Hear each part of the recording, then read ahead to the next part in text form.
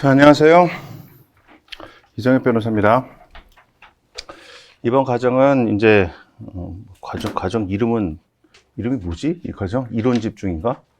이론 집중인데 과정 내용은 이제 인사이트 사고와 핵심 정리로 진행을 할 건데 이건 사실상 기본 강의예요. 기본 강의를 좀 압축해서 진행을 하는 거야. 이 핵심 정리도 기본 강의를 압축한 책이잖아요. 그래서 기본 강의를 압축해서 빠르게 진행을 할 거예요. 근데 물론 기본 강의 같이 그렇게 충실하게는 못하죠. 기본 강의는 뭐 제도의 취지하고 상세하게 설명을 다 하는데 여기서는 그렇게까지는 할 수는 없어요. 그거는 이제 완전 기초적인 내용까지 다 하는 건데 여러분들한테는 그렇게 할 필요도 없고 시간상 또 그렇게 할 수도 없죠. 근데 어쨌든 진행 방식은 교과서 편제, 기본서 편제의 책을 갖고 핵심 정리가 그런 거니까 그걸 갖고 기본 강의 하듯이 진행을 하는 거예요. 그리고 중간중간에 이제 사례형 문제를 조금 풀 거예요. 근데 사례형 문제를 다 풀 수는 없고, 고날 범위에서 한 두세 개 정도, 뭐, 그 정도만 풀게 될 거예요. 조금 어려운 문제들, 그리고 또, 사례형 문제로서 꼭 봐야 되는 것들, 그런 것만 골라갖고 한 두세 개 정도를 풀 거예요. 근데 풀 때는, 제가 공지는 이제 실전편 이걸로 나갔죠? 이걸로 나갔는데 이걸로 보나 해설편으로 보나 뭐 상관은 없어요. 뭐든지 봐도 돼. 근데 이제 강좌에서 사례형 문제를 푸는 거는 요 전에 한 거 사례형 집중만큼 그렇게 하는 게 아니라 이론 설명을 교과서 편제 순으로 하잖아요. 그러면 그 끝에 이미 이론 설명 끝났지. 그 끝에 이론 설명 끝난 다음에 사례형 사례를 읽고 그 사례를 방금 봤던 그 이론에 그냥 적용을 해갖고 사안의 해결 부분만 보는 거예요.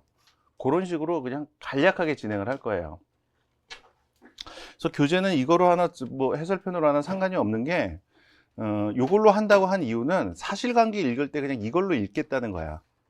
근데 이 사실관계가 해설편이랑 거의 똑같아요. 해설편에는 우리 변시나 법조나 모의고사 이렇게 나와 있는 거, 그걸 그대로, 원문 그대로 실어놨잖아요. 근데 이걸 진도순으로 재배열하다 보니까 해당 문제에 필요한 사실관계 부분은 좀 한정돼 있어요. 근데 그 부분은 밑줄을 쳤죠. 그 밑줄 친 부분만 골라갖고 완결된 사실관계로 구성을 한 게 이거야. 그러니까 밑줄 친 부분은 아무래도 이렇지. 뭐 A 회사의 발행주식 총수는 만주로서 건설업을 목적으로 하는 회사고 어쩌고 이렇게 나오는데 이 문제를 해당 문제를 푸는 데 있어서는 발행주식 총수가 만주라는 것만 필요해. 그럼 여기서는 문장을 조금 바꿨죠. A 회사는 발행주식 총수가 만주이다. 그리고 이제 뒷부분에 필요한 부분을 이렇게 써놓지. 근데 해설편에서는 그렇게 할 수가 없잖아요. 그러니까 만주인 건설업을 목적으로는 거기까지 만주로서 여기까지만 이제 쳐놓은 거죠. 그러니까 이게 쭉쭉 이어지질 않지. 중간 이렇게 떨어져 있는 부분에 줄이 쳐져 있으니까. 근데 뭐 그런 거 상관없잖아. 그 정도는 뭐 여러분들 다 해결할 수 있잖아요. 요거는 매끄럽게 연결이 돼 있고 그거는 그렇지 않다는 점. 그 차이만 있지 별 차이는 없어요. 그러니까 해설편 갖고 있는 학생들은 그냥 해설편으로 들으면 돼요. 근데 이제 번호 얘기할 때 약간 좀 생각을 해야 될 게 그 해설편 번호가 17번 이후에는 실전편 번호보다 그 마이너스 1이야. 그러니까 실전편에서 20번 문제면은 해설편에서 19번이야. 왜 그러냐면 해설편을 먼저 냈죠. 해설편을 먼저 내놓고 그리고 인쇄소에다 맡겨놓은 다음에 실전편 작업을 하는데 작년까지는 실전편이 이제 그 진도순으로 안 돼 있었어요. 회차별로 이렇게 돼 있었어요. 근데 학생들이 진도순 책을 더 좋아하더라고. 그래갖고 이제 진도순으로 올해부터는 이제 편제를 완전히 바꿨죠. 그래서 해설편 회차별로 돼 있는 거를 진도순으로 이렇게 배열을 하는데 배열을 할 땐 당연히 해설편 보면서 이렇게 했겠지. 해설편 목차 순서대로 이렇게 했겠죠. 해설편 목차를 보고. 그래서 다 했는데 하나가 남는 거야. 해설 그 실전편에 문제가 하나 남는 거야.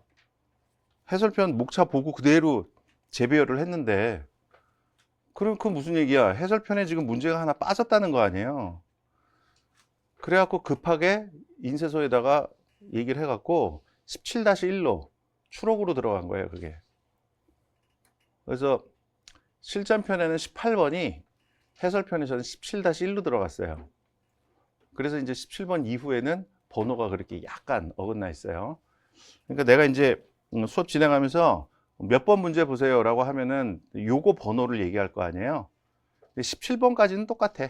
근데 그 이후에는 해설편 보는 학생들은 마이너스 1 해갖고 번호를 찾으시면 돼요.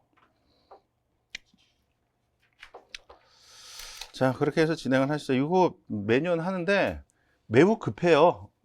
과정이 매우 급해.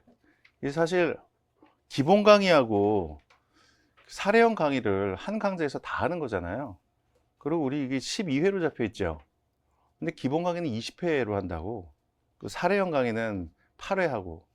물론 사례형 강의는 8회 하면서 많은 문제를 다루지만 여기서 많은 문제를 다루지는 않으니까 똑같이 비교할 수는 없죠. 근데 어쨌든 두 개 합치면 28회를 했던 건데 요걸 12회에 하는 거잖아요. 압축해 갖고. 근데 압축을 해도 또 할 거는 다 해야 되잖아. 항상 내가 수업하면서 얘기를 하는 게 난 이제 기본적으로 수업을 개설을 했으면은 해당 교재 갖고 해야 될 건 다 해야 된다고 생각하거든요. 해야 될 걸 다 하다 보면은 좀 급해. 막 빠르게 진행을 하고 그렇게 해도 보강을 조금 하게 돼요. 그래서 보강은 뭐 1회 내지 2회는 할 수 있다라는 거를 좀 염두를 해 두세요. 근데 요번에 객관식에서도 보강 1회 했어요. 1회 하고 여기 사례형 집중에서도 1회 했죠. 1회하고 조금 초과하긴 했지, 둘 다. 1회에서 조금 초과해갖고 한두 시간 초과해서 이렇게 했는데, 뭐 1회 정도 보강은 이렇게 많은 건 아니잖아. 다른 과목은 뭐 보강을 엄청 많이 한다며.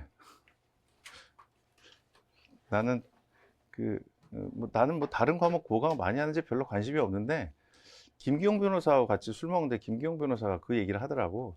다른 과목이 보강이 많다고. 그래서 나도 좀 많이 하는 편인데 형님도 좀 적게 해요. 그러더라고.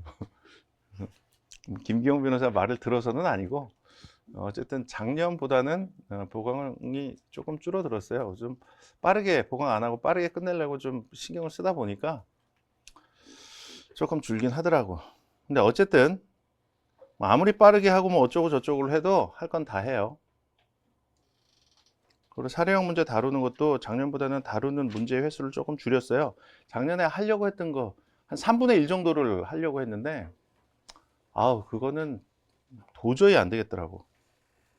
그래서 좀 그거 좀 줄이고 꼭 필요한 것만 여러분들이 또 사례형 문제를 따로 풀어보잖아요. 해설편 대부분 갖고 있는 거 보면은 따로 풀어보니까 그거를 사례형 집중 거기에서 하는 것만큼 그렇게 하는 걸 할 필요도 없고 할 수도 없고. 자, 그래서 그렇게 진행을 할게요. 기본 강의 대부분 안 들었죠. 기본 강의는 이제 2학년 때 이제 들으면 좋은데, 기본 강의는 사실 내 입장에서는 나는 그래요. 내가 개설하는 강의 중에서 하나만 들으라 그러면은 기본 강의를 들으라 그래요. 기본 강의 꼼꼼하게 듣고 기본서 꼼꼼하게 읽으면은 그러면은 공부는 거의 끝난 거예요. 사례형 문제 연습만 해보면 돼. 물론 어떤 학생들은 또 그렇게 묻더라고. 선생님, 저 기본서 보면요, 기본서든 핵심 정리도 이렇게 보면은 대부분 이해가 되고 그리고 무슨 얘기인지 다 알겠고, 그런데요, 사례형 문제를 풀려면 안 풀려요. 이거 좀 제가 공부를 잘못하고 있는 건가요? 아니야. 공부 잘못하고 있는 거 아니에요. 당연히 안 풀리는 거예요. 사례형 문제는 사례형 문제대로 따로 공부를 해야 돼요. 그 얘기가 하고 싶은 거야. 기본서 아무리 꼼꼼하게 잘 해도 사례형 문제는 따로 해야 돼. 그래갖고 내가 방금 기본서 꼼꼼하게 하면 사례형만 하면 된다 그랬잖아요. 사례형은 따로 해야 돼요. 기본서 안다고 이걸 자유자재로 사례형에 적용을 한다? 그거는 할 수 있는 사람은 물론 노재호 판사님 할 수 있는지 모르겠는데 그 정도 레벨 되지 않는 한 안 돼요. 그건 사례형은 사례형대로 따로 해야 돼. 판사님들이 이제 그 공부도 잘하고